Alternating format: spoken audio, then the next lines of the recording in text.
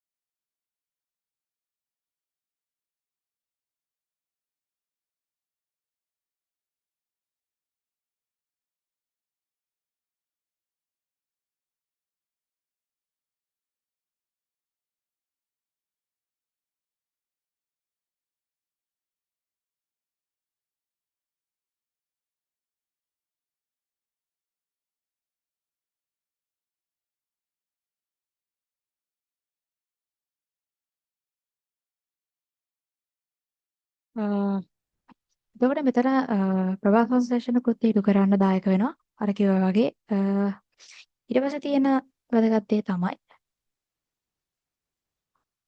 දුරස්තර පටක. දැන් අපි සුළු කෝණාස්තර පටක කතා කරා, මුදුස්තර පටක කතා කරගත්තා. ඒ වගේ ඊළඟට තියෙනවා දුරස්තර පටක. දුරස්තර පටක කිව්ව ගමන් නිකන් ඔළුවට එන අයිඩියා එකක් තමයි මෙයා නිකන් දැඩි ගතියක් තියෙනවා. රුඩ බවක්. ශාකයට දැඩි බව සහ යාන්ත්‍රික ශක්තිය දෙන්න උදව් වෙනවා දුරස්තර පටක. එතකොට මේ දුරස්තර පටකයේ තියෙනවා තව සෛල ආකාර දෙකක්. ධාතු සෛලය, උපර සෛලය. මේක ගොඩක් විශේෂයි. මොකද දැන් ඉස්සෙල්ලා ගත්තොත් මුදුස්තර සෛල, සොලකෝණාස්තර සෛල, එයාලා සෛල ආකාර තිබ්බේ නැහැනේ. හැබැයි දුරස්තර පටක සෛල ආකාර දෙකක් තියෙනවා. ධාතු සෛලයි, උපල සෛලයි කියලා. ඒකට ඒක ටිකක් වැදගත් පොයින්ට් එකක්. ඊට පස්සේ මෙන්න මේ රූපේ ඔලුවට දාගන්න. දැන් ඉස්සෙල්ලාවත් අපි රූපේ ඔලුවට දාගත්තනේ. මේකත් මේ රූපේ පොඩ්ඩක් නිකන් බලා ගන්න. මේගොල්ලෝ මේ පේනවා ටිකක් අර බිත්තිය ගතන හරි ඝනකම්. ඉස්සෙල්ලා හිටිය අය වගේ නෙමෙයි. හරි ඝනකම් බිත්තියක් තියෙන්නේ. එතකොට මේ තියෙන මේ දුරස්තර පටකේ හරස්කඩ මේ තියෙන දික්කඩ. දික්කඩ බලුවහම මෙතන තියෙනවා කුහර තියෙනවා. කූ කියලා සිදුරු జాතියක් තියෙනවා පෙන්නනවා. ඒ වගේම මේ උපල සෛල අර තන්තු සෛල උපල සෛලය කියලා කොටස් දෙකක් තියෙනවානේ. ඒකේ මේ උපල සෛල ගත්තාම උපල සෛල මේ එයා වෙනම හැඩයක් ගන්නවා අක්‍රමවත් ගතියක් තියෙනවා. ඔන්න ඕක තමයි මෙයාගේ දල අදහස්. එතකොට මේක තමයි තියෙන ලොකුම විශේෂත්වය. දැන් මෙච්චර වෙලා අපි සෛල කතා කරේ ඔක්කොම වගේ මේ සජීවී සෛල. ආකාර කෘත්‍යයක් ඉටු කරන්න හැඩ ගැහුණු සජීවී සෛල. හැබැයි මෙයා ගෘහස්තර පටක අජීවී. ඒක පොඩ්ඩක් හොඳට මතක තියාගන්න මෙයා අජීවී කියන එක. ඊළඟට එන වැදගත් දේ තමයි මෙයාලා සෛල බිත්ති මත ලිග්නීන් කියලා දෙයක් තැන්පත් වෙලා තියෙනවා. ඉතින් මේ ලිග්නීන් කියන දේ තැන්පත් වීම නිසා තමයි මෙයාට මේ දෘಢ බවක් මෙච්චරට ලැබිලා තියෙන්නේ. එතකොට මේ සෛල බිත්ති ලිග්නීන් කියන දෙයකින් ඝනකම් වෙලා තියෙනවා. ඒ වගේම මේ සෛල බිත්ති ඒකාකාරව ඝන වෙලා තියෙනවා. මේ සෛල බිත්ති ඝන වෙලා තියෙන අර නිකන් ඔහේ මෙහේ ඝන වෙලා නැහැ. එයාලේ සෛල බිත්ති ඒකාකාරව තමා ඝන වෙලා තියෙන්නේ. ඔයාලගේ සෛල බිත්ති මේ වගේ අර සෝරි ඝන වෙලා තියෙනවා. මෙයාලට ඒකාකාරව තමා ඝන වෙලා තියෙන්නේ. හැම එකක්ම එකම විදිහට තමා ඝනකම් වෙලා තියෙන්නේ. ඒක උඩ ඉන්න එකම විදිහකට ඝනකම් වෙච්ච බවක් පේනවා. ඒක මෙයාලගේ තියෙන විශේෂත්වයක්.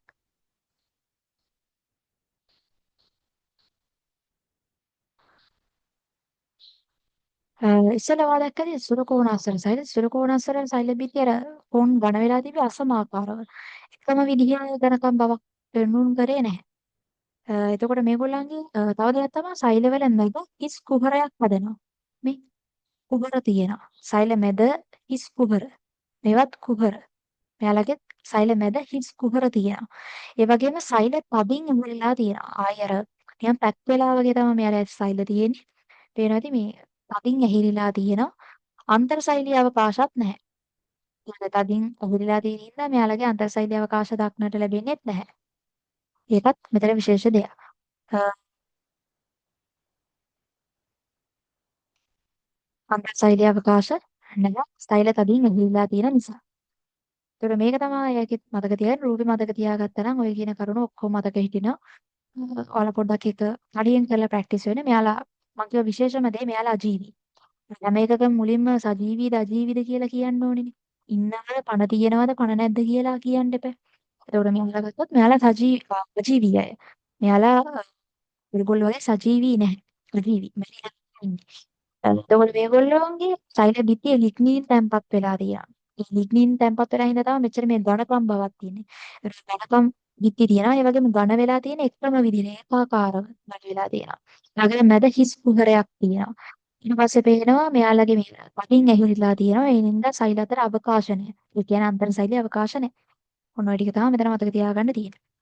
ඊළඟට මේ මුරස්තර සෛල කියන තැන් මොනවද කියන එකත් මෙතනදී වැදගත් වෙනවා. මුරස්තර සෛල කියන තැන් ගත්තම තන්තු සෛල. දැන් මේක කියවන ඉස්සෙල්ලා මේ තන්තු සෛල උපල සෛලයි කියලා. තන්තු සෛල ශෛලම පටකේ. තාකේ වල දන්නවා මේ ජලය ගමන් කරන්න උදව් වෙන ශෛලම් පටකේනේ. ඒතර මේ ශෛලම පටකය තුල ශෛලමීය තන්තු විදිහටත් ඒ වගේම ෆ්ලෝයම පටකය තුල ෆ්ලෝයමීය තන්තු විදිහටත් තියෙනවා තන්තු සෛල. ඒ වගේම පොල් කෙඳි, ඝන කෙඳි, කපු නූල් දුරස්තර තන්තු සෛල දක්නට ලැබෙනවා. පොල් කෙඳි, ඝන කෙඳි, කපු නූල්. මේවා දුරස්තර තන්තු තියෙනවා. ඊළඟ දිය කඳුරු අඳ වගේ පළවල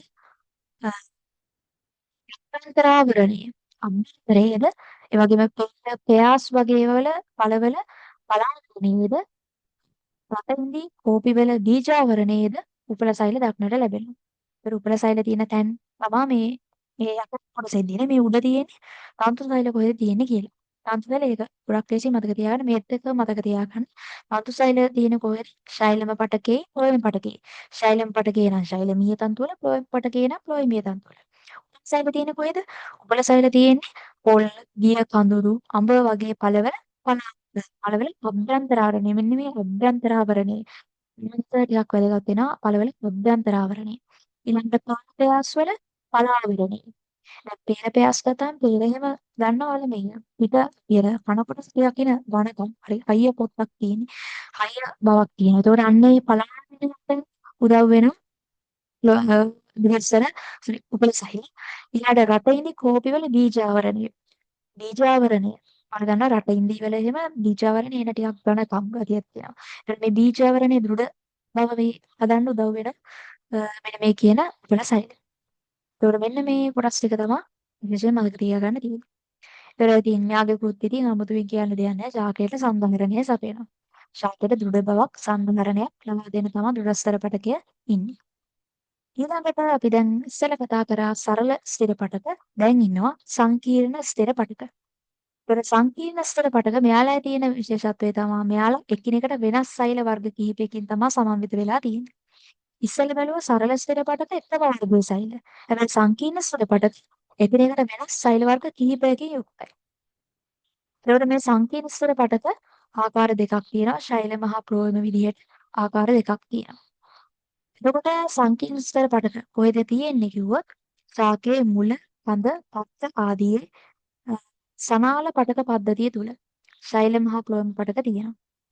ශාක, කඳ, මුල, පත්‍ර මේ හැම එකකම සනාල පටක පද්ධතිය තුල තමයි මේ ශෛල මහ ක්ලෝම පටකය තියෙන්නේ. එතකොට මේ රූප පොඩක් ඔලුවට අයිඩියා එකක් දාගන්න කොහොමද මේ ක්ලෝම පටකය තියෙන්නේ? කොහොමද මේ ශෛලම පටකය තියෙන්නේ කියන එක. ඊළඟට අපි කතා කරමු ශෛලම පටකය. ශෛලම පටකය ගත්තාම ඒකත් හරි ලේසි මාතෘකාව. මේ ගුලාබ් ජේල වගේ තිබ්බට ඇති දෙන්නේ. ශෛලම පටක හතරයි. එච්චරම රේඩියා ගන්න තියෙන මෙතන. ශෛලම වාහිනී, වාහකාභ, ශෛලම මෘදුස්වර, ශෛලම දත්. මේ රූප හොඳට මතක තියාගන්න රූප ඇඳලා ප්‍රැක්ටිස් කරන්න. එතකොට මේවා කෘත්‍යත් එක්කම ඔයාලට නිකම්ම ඔටෝම මතක හිටිනවා. එහෙනම් තමයි මේත් එක්කම වෙන මොනවද ලියන්න ඕනේ මේ රූප ටික පොඩක් ඇඳලා ඔළුවට දාගන්න මොන වගේද මේ දේවල් කියලා. තම බලලා විතරක් මතකයි කියලා හිතන්න එපා. ඔක අමතක වෙනවා. ඒ නිසා පොඩක් රූප ඇඳලා ප්‍රැක්ටිස් කරන්න. එතකොට ශෛලම වාහිනී. ශෛලම වාහිනී නිකන් මේ රූප දැක්කම මොන වගේ හිතෙන්නේ මේ?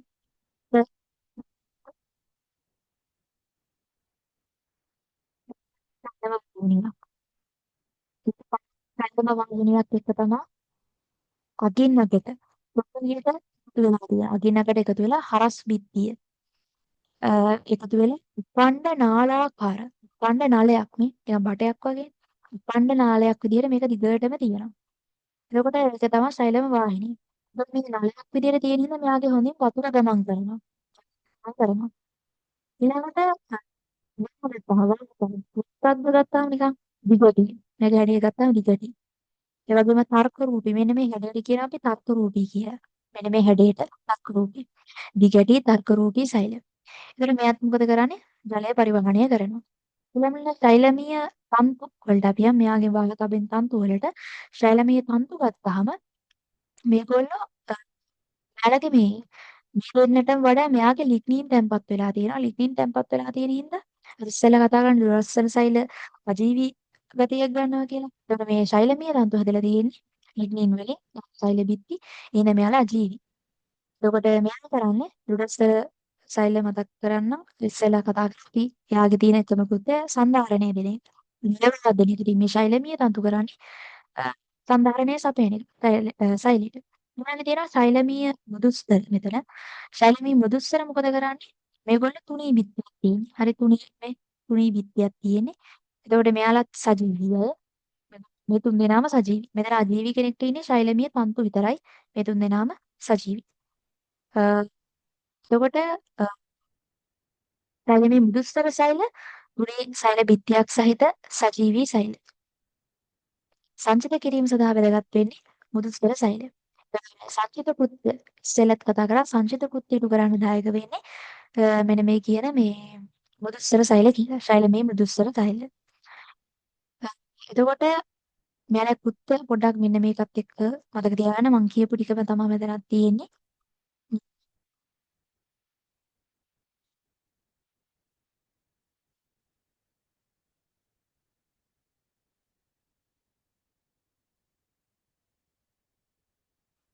මට පොඩි වැරදීමක් වුණා මෙතන මේ ශෛලමීය තන්තු ඊළඟට වාහකාභ වාහිනී මේ දෙකම මේ තුනම කොහොම අජීවීය.